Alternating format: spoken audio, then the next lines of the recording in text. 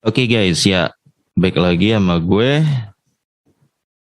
Ya, karena data nggak bisa bohong ya. Em, ya dari ini gue nggak tahu tadi ya segi naik apa turun ya. Tapi tadi gue lihat sih saham yang gue pegang banyak yang naik ya. Kayak SMDR tadi gue lihat 2%. 10 ya. Heeh. Terus tadi gue masuk juga di AKPI. Ya AKPI karena lagi booming nih. Atau dia arah kan tadi kan. Heeh, karena labanya itu gede banget. Gue juga tadi mau masuk. Dapatnya gue juga di harga 1.200 lah atau 1.250 cepat banget ya naiknya tadi. Arah cepat banget ya, cuma pagi-pagi udah arah aja dia. Tapi gue masih untung 7% sih.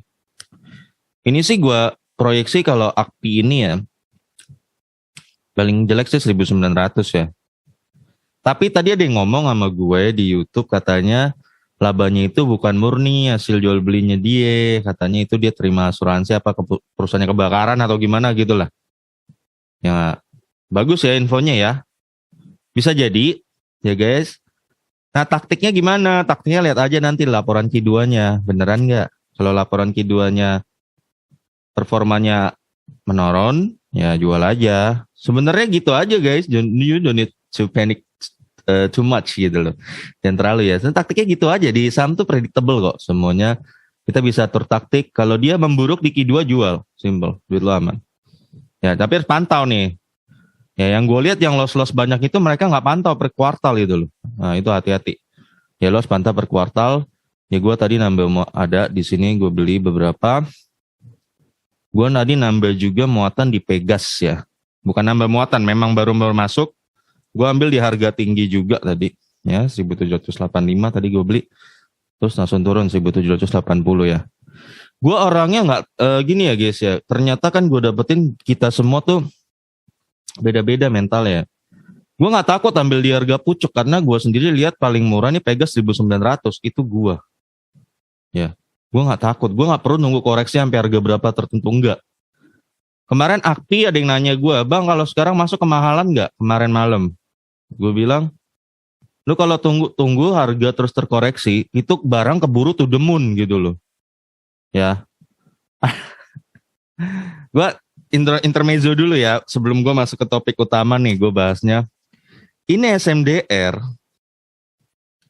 waktu di 1.500 ini ada orang dia nggak masuk takut kemahalan. Pas tembus 2.000 dia juga nggak masuk, masih bingkir mikir tunggu terkoreksi. Mas dia tembus 2.700 dia juga nggak masuk ya. Tahu tembus 3.100 juga masih bingung. Sekarang udah 3.490. Nah gitu loh. Gue maksudnya gini, gue bilang bahwa gue pribadi kita jangan sampai mentalnya masih kayak trader. Kalau trader kan lo diajarin yang teknikal itu lo masuk di titik segini ya kayak gitu-gitulah harus tunggu terkoreksi gitu kan. Kalau lo udah mulai masuk jadi investor yang fundamentalis lo nggak lagi begitu kalau menurut gue ya. Masuk kalau lo lihat bagus sih masuk, jangan lama-lama keburu dia to the moon. Gitu loh. Itu ya guys ya tadi gue ya ada nambah juga di sini. Tadi gue nambah juga di tab G gitu ya. Gue pikirannya minimal setahun guys, gue hold gini ya. Karena gue udah lihat potensi setahun ini yang gue masuk ini setahun oke. Semua yang gue pegang untuk setahun ya. Ya tapi kalau misalnya laporan Q2-nya jelek ya gue tinggal jual simpel aja. Tapi intinya berpotensi besar gue hold sampai setahun. Jadi gitu. Jadi gue nggak masalah hari ini minus. Ya jadi itu guys ya. Mungkin ya kita rubah mental diri kita gitu guys. Jangan dikit-dikit lihat merah panik gitu. Ya. Oke, gue sekarang mau bahas MFG ya. Ini gue di request ya. JG gue katanya bakal meledak. Lalu ya. Tadi gue lihat sepintas lihat di RTI memang labanya naik gila ya di kuartal 1. Hari ini sih nggak terjadi kenaikannya, tapi kalau lu lihat dari maksudnya dia lagi arah-arah to the moon nih guys ya. Nah, ini gue mau cek. Ya beneran nggak arah to the moon atau berpotensi beggar nggak gitu ya. Gue sampai bela-belain gue bahas ini dulu ya. Asahi Mas Flat Glass ya, ini perusahaan lama juga. 44% sahamnya dipegang AGC ya. And then 41% dipegang oleh Rodamas. Masyarakat 13% ya, nggak terlalu liquid sih ya, tapi ya ini sahamnya kecil juga nih, 434 juta ya, berarti 10% cuma 43 jutaan ya, 47 juta atau 50 juta mungkin yang dipegang masyarakat.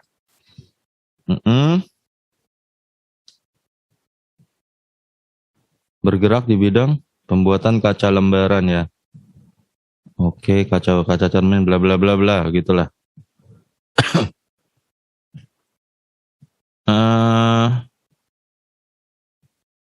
Ini pelanggannya ya.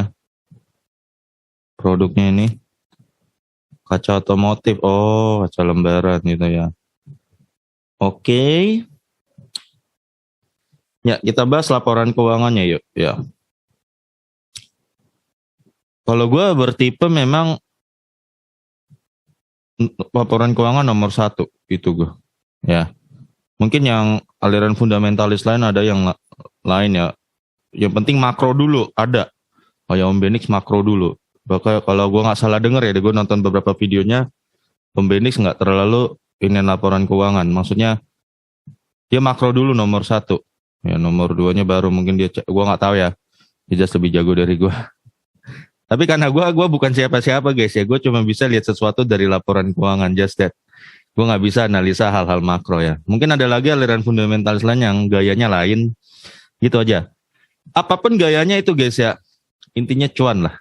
Ya nggak? Intinya tuh duit kita aman dan kita cuan lah. Nggak perlu didebatin lah siapa yang paling bener gitu. Gue juga lelah gitu. Gue juga nggak mau. Gue juga nggak mau lewat perdebatan gitu. Yang penting kita untung dan perusahaan yang untungnya kita itu aman gitu geraknya gitu ya. Ekuitas 3,5 triliun, 2020 2,8 triliun, turun 21%. Berarti ini hancur nih waktu itu nih, ya. Ya bisa dilihat kok. Ingat guys ya buat lo yang mungkin baru buka video gua, lo gampang aja guys ngatur taktik ya. Ketika laporan keuangan terbaru nunjukin ekuitas minus, lo kabur sebelum duit lo hilang, turun. Kalau gue gitu, gue sesimpel itu, ya. Kalau lo hold terus pasti harga sahamnya jatuh gitu loh. Lo ya itu kalau gue makanya cepat-cepat pantau ya perusahaan yang lo pegang. Tiap laporan keuangan terbarunya keluar pantau. Kalau lo lihat dia minus kayak gini saat itu ya lo langsung cabut. Ya. 2021 ya 2,9 naik 3% perbaikan pulih. 2022 3,5 triliun. Woi, naik 20% ya. Kenaikan terbesar nih dalam 4 tahun dan hampir menyamai ekuitas dia 2019 ya. Kelihatan. Berarti ini sinyal bagus ya. 20% ekuitas tuh naik gede guys, gue kasih tahu angkanya ya. Yang bagus itu 10 ke atas. 20 udah termasuk istimewa. Gitu loh ya. Oh ya guys, gue juga mau ingetin lo ya. Kemarin gue ada nonton video juga. Dan intinya dia mengatakan bahwa analisa value investing udah gak berguna. Yang berguna adalah bandarmologi ya. Menurut dia. Sehingga dia beranggapan bahwa seluruh saham di bursa efek itu dikuasai bandar. Gitu loh. Ya akhirnya ketika lu guys yang belajarnya yang sama, maaf ya bukannya gue nih. Sama yang begitu, lu mengira bahwa semua saham ini harganya digerakkan bandar, lu jadi parno gitu loh. Padahal nggak begitu. Sekarang gue tanya, lu lihat SMDR, siapa yang bikin harga tuh naik? Coba. Ini bukan bandar guys yang naikin ini guys. Ini banyak orang fundamentalis duitnya miliaran-miliaran, itu jumlah orangnya nggak satu. Banyak karena dia tahu IPS-nya SMDR berpotensi tembus gede 2023, makanya mereka HK. Nah, kalau fundamentalis yang beli, cirinya nih guys ya, mereka fundamentalis beli nggak jual, tidur. Jadi makanya harganya stabil, gue kasih tahu loh. Ya guys. Beda kalau bandar kan dia cari saham nggak jelas, perusahaan nggak jelas, dia goreng, nanti kan bandar dia jual. Makanya kalau saham cirinya bandar, dia pasti habis naik turun lagi, betul nggak? Karena bandarnya jualan di situ, ngerti? Ya. Kalau yang dari fundamentalis gini nih naik, red, kenapa dia tembus terus resistennya, tembus terus ya karena dihakain terus. Orang yang hak ini nggak satu dua guys, puluhan atau bahkan ratusan, yang duitnya juga miliaran mungkin, ratusan juta sampai miliaran. Jadi ini bukan kenaikan karena bandar ya guys. Nah gue juga kadang menyayangkan juga ya misalnya statement bahwa value investing udah nggak berguna. Harusnya kita bandarmologi yang berguna. Gue pribadi menilai bandar itu ada loh. Jadi gue nggak sampai bikin statement bahwa bandar itu nggak ada, enggak. Ya. Atau saham gorengan itu nggak ada, enggak. Itu ada, jelas ada saham yang dikuasain bandar. Ada. Ya, tapi biasanya itu saham-saham jelek. Contoh misal kayak Bumi ya. Yang kepemilikan publiknya aja banyak, pengendalinya nggak jelas. Itu loh, ya. Nih. Ini contoh nih saham yang digerakin bandar. Masyarakatnya udah 72%. Nah, ini sisanya 5% tuh. Lihat tinggalnya. Ya inilah saham yang gampang digoreng. Soalnya kemarin ketika Pegas naik, kita ada yang komen ke gue, bandar gimana bro posisinya? Gue bilang. Ya terus gue tanya, lu bagaimana mungkin ya? Saham yang 56% dipegang Pertamina, yang kuasain pemerintah Indonesia, itu bandar bisa berkutik apa di sini? Gitu loh. Ya bandar bisa berkutik apa di saham begini? Gitu loh. Gue pengen tahu. Hati-hati guys ya, Pegas ini naik juga bukan karena bandar, bukan. Pegas ini naik memang karena fundamentalnya, so simple. Ya, karena fundamentalnya. Nah orang kalau fundamental dia udah beli ya, dia tuh tidur guys habis itu, dia nggak akan mikir jual dalam waktu dekat. Makanya ini kan dia lagi naik Pegas. Nah ini naik memang fundamental, bukan karena bandar gitu loh, bukan gitu. Nah orang fundamentalis kalau udah beli dia tidur. Jadi harganya cenderung stabil, pasti stabil. Ya jadi hati-hati. Sayang, kasihan banget loh. Gue coba kasihan bahwa sehingga orang tuh kalau yang belajar ya dari yang begitu, lu jadi parno seolah-olah saham dikuasai bandar semuanya. Ya enggak lah ya. Betul ya. Jadi lo gampang kok bedanya. Kalau yang naik karena fundamental pasti dia stabil ya. Kalau yang naik karena bandar dia pasti roboh bentaran. Karena bandar tuh tujuannya mentek profit gitu loh. Oke, book value-nya lembar saham yang beredarnya cuma berapa sih, 434 juta ya lembar sahamnya.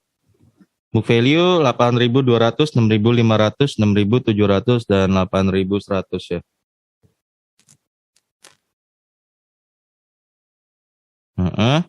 Kenaikan rata-rata 0,89% ya lembar. Tapi gue pakai data terbaru aja 20% ya, karena nggak mungkin gue pakai data dia yang rugi.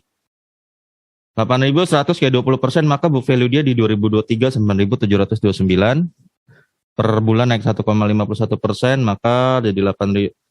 Maka book value dia April sampai Juni ini 8.485 MFG ini ya. Harga rata-rata saham 4.900, 3.000, 3.200 dan sekarang 4.750. Januari sampai Maret nih. Sekarang nanti gue lihat lagi tadi berapa harganya. PBV 0,6, 0,4, 0,48. Sekarang Januari sampai Maret 0,59 ya, rata-rata 0,53. Gue proyeksiin harganya, gue pakai CAGR kalkulator aja ya. Ini ke sini berarti kan naik jadi 0,65. Berarti per bulan naik 0,81%, berarti April sampai Juni gue pakai angka 0,6 ya.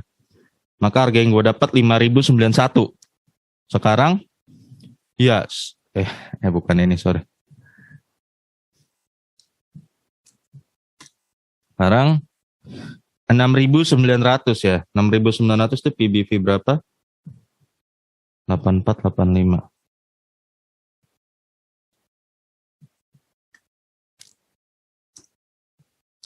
Ya, 0,81 guys PBV-nya ya.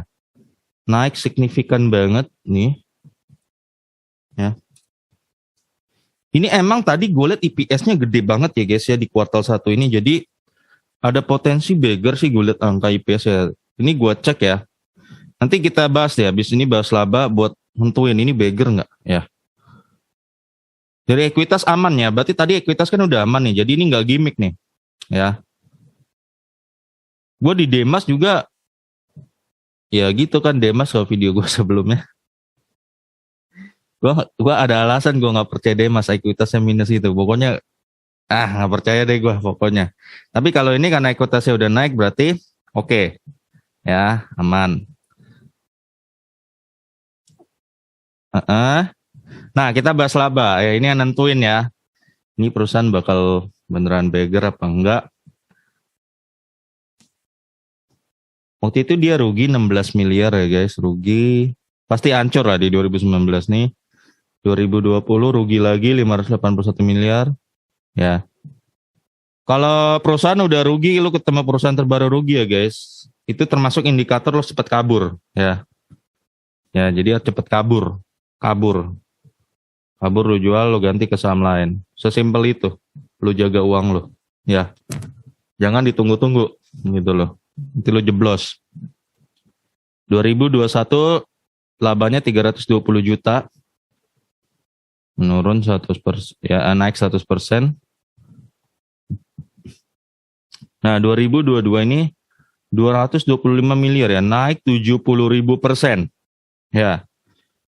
Ya, ini naiknya tertinggi nih ya, tinggi banget sekali naik domplang gini ya. ROE kita lihat ini minus ya, minus 0,45 jelek, minus 20 jelek. 0,01 ini jelek banget. Ya. Ini 2022 6 kali 4 24. Gede banget ya. ROE bagus tuh 10 ke atas ya. Kalau udah 20 ke atas sudah termasuk istimewa. Ini kan 6 kali 4 kan. Ini kan kuota 1 kali 4 berarti 24%. Termasuk istimewa. Ya. Termasuk istimewa ya gila gitu ya. Apalagi kalau ROE bisa 30%, 35%. Oh, beggar sekali itu ya. Jadi ini ada aura-aura beggar memang ya. Di sini dari ekuitas dan ini ada aura-aura beggar ya. Jadi dia sebenarnya perusahaan yang ekuitasnya gede ya guys. Cuma dia nggak pernah dihargain satu karena dia labanya selalu jeblok. Ini laba perusahaan selalu jeblok. Nah baru kali ini dia labanya naik gede. Ya. Sama kayaknya kuartal 4 kemarin nih. Gue nggak baca. Tapi gue lihat dari RTI sekilas ya dia meningkat mulai dari Desember kemarin ya. Nah kita bahas yuk EPS-nya. Ya IPS-nya 37 minus 1340 0,74 dan ini 519 terbesar ya guys. 519 ini. Kuartal 1 dia udah punya segini. Nah, lo udah lihat nih. Ini udah ada aura-aura beggarnya udah ada nih ya, aura-auranya ya. Terus ini IPS-nya kuartal 4-nya minus 300, minus 900, lalu 774. Wih. Ini yang Desember kemarin 2021 nih. Gede nih ya. Ini gede nih ya. Dan ini 519 kali 4 berarti tutup buku 2022 ini berpotensi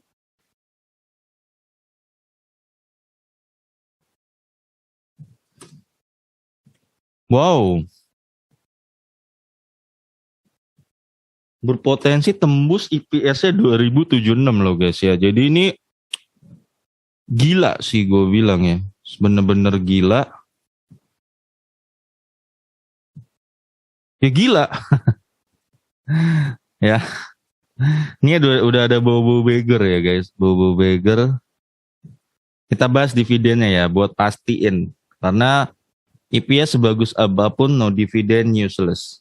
Gue selalu bilang. Yes, useless. Ya. Dividen itu tolak ukur. Nih, karena gini, kenapa gue bilang dividen itu penting ya.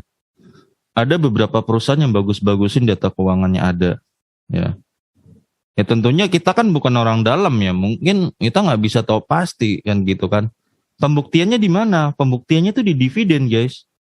Dividen itulah nanti RUPS itu pembuktian bahwa dia duitnya beneran ada. That's it. Ya. Itu makanya gue bilang lo selalu hindari perusahaan yang gak pernah bagi dividen. Gampang, lo screening saham paling gampang lo lihat ya ada info. Oh saham ini bagus, lihat di RTI, dia bagi dividen rutin gak? Kalau dia gak bagi dividen rutin, udah lupain aja. Lupain aja. Ya, lupain aja itu. Nggak usah lirik-lirik. Gampang ya screening saham. Itu lu udah gampang tuh menghemat waktu lu. Ya. Baru lo kalau lihat dia bagi dividen baru mulai lo masuk step selanjutnya, analisa lebih dalam. Nah, kayak gitu.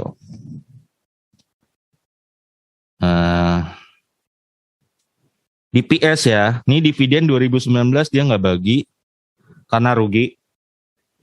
2020 dia nggak bagi. Nah 2021 ini belum bagi. Gue dapat info katanya RUPS-nya 16 Juni ini. Ya. Kemarin tadi gue otak-atik laporan keuangan dia terakhir bagi dividen tuh 2019 ya.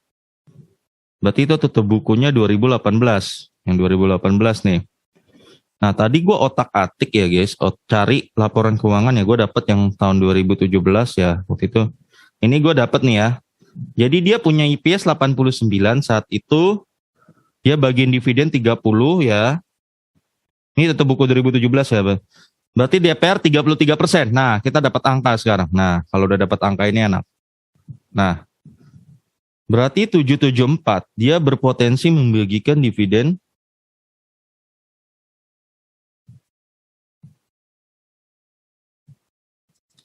ya 255 nih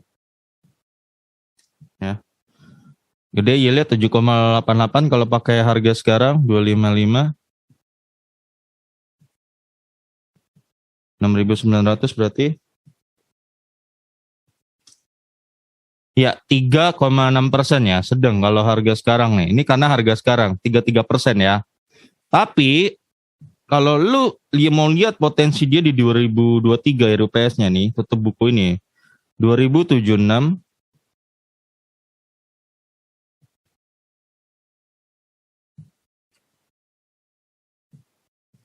33%, 685. Dia berpotensi bagi lu dividen 685 guys. Maka lo pakai harga sekarang lo akan dapat yield berapa sih? Ini ya 6. Iya 9,9%, gede ya. Ini kalau ya berpotensi beggar sih ya kalau dia bagi dividen segitu ya. Ini baru 33% loh. Kalau dia sangklek bagi 50% bisa lebih gede lagi ya. Nah jadi ini kan karena dia ada 2 tahun nggak bagi dividen ya, dan kita nih RUPS baru Juni ya. Taktiknya gini aja guys, gue kasih tahu ya. Ini bisa beggar kalau dia bagi dividen dan DPR gede. Ini bisa beggar ya. Taktiknya gini mungkin ya. Ini terserah ya. Lu nambah muatan dikit-dikit sambil pantau situasi. Pantau RUPS tanggal 16 Juni ya. Kalau dia bagiin dividennya DPR-nya gede, minimal 30%. Ya, minimal 30% ya. Ya kalau 50%-nya bagus, tambah gila lagi ya. Berarti lu serok. Ya karena dia berpotensi gede ditutup buku 2022 ini tahun depan. Ya. Kalau dia, ya itu aja taktik dari gua guys ya. Karena dia nanti kalau kita pakai harga ini 685 ya. Maka harga murahnya dia berarti 6.850 sampai kalau kali 20 kan berarti 13.600. Nah ini. Betul nggak sih? Ya, 13.600-an. Kalau kali 15 berapa? Ini harga realistis biasanya tembusnya di 15 nih. 10.275 ya. Berarti 50 1075 dan iya betul nggak sih? Iya. 13.000. Ya. 13.600 nih. Ini kalau kali 10 IPS kali 15 kali iya. Kali 15 nih kali 20. Umumnya sih biasa kali 15 ya. Nyampe-nyampenya biasanya sesuai dividen biasa harganya. Ya, ini bakal terjadi skema begini kalau dia bagiin dividen di 16 Juni ini RUPS-nya memutuskan bagi dividen dan DPR-nya gede. Maka bisa terjadi skema ini, paling murahnya segini dan paling realistis sekarang 15, 10.750. Nah ini. 20 ke atas nih Ini kan 20 nih, sedang, tapi 20 ke atas tuh biasa udah mulai mahal. Jarang sih saham nembus ke situ. Kalau nembus ke situ juga stagnan dia biasanya. Stagnan. Udah stuck lama naiknya. Nah, jadi kalau dia bagi dividen ya akan berpotensi tembus ke sini nih. Angka paling realistis nih, 10.750. Ya. Itu guys ya. Jadi kesimpulan gua nih, perusahaan ya ada potensi gede beggar, ada. Tapi ditentuin ROPS-nya nanti Juni ya. Kalau lo mau itu mulai tambah muatan juga boleh, sambil lu pantau tanggal 16. Kalau dia nggak bagi dividen tanggal 16 Juni, jual. Sesimpel itu. Ya, kalau dia bagi dividen gede, langsung serok. Yang banyak. Just that. Ya, semoga oke guys. Semoga udah banyak banget nih gue ngomong ya lama-lama. Semoga info gue ini bermanfaat buat lo ya. Dan ya, lu untung gitu aja. Kita sama-sama untung. Just that ya. Oke. Sampai ketemu lagi video gue berikutnya karena data nggak bisa bohong.